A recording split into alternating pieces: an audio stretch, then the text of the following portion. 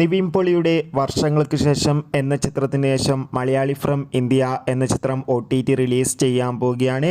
അതിൻ്റെ ഏറ്റവും പ്രധാനപ്പെട്ട OTT അപ്ഡേഷനാണ് ഇന്നൊരു വീഡിയോ ഭാഗത്ത്.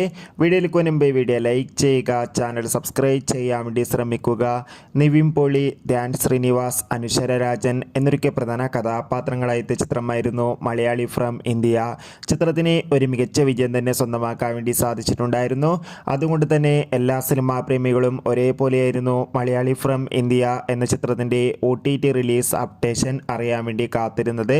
ചിത്രത്തിൻ്റെ OTT അവകാശങ്ങളൊക്കെ സ്വന്തമാക്കിയിട്ടുള്ളത് സോണി ലീവ് എന്ന OTT പ്ലാറ്റ്ഫോമാണ്. സാറ്റലൈറ്റ് അവകാശങ്ങൾ ഏഷ്യാനെത്തും. ഏവരുമേറെ ആകാംക്ഷയോടെയാണ് OTT റിലീസിനായി കാത്തിരിക്കുന്നത്.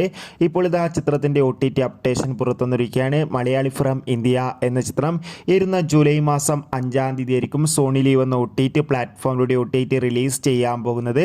കാത്തിരിക്കാം ചിത്രത്തിൻ്റെ OTT റിലീസിനായി. Bye bye.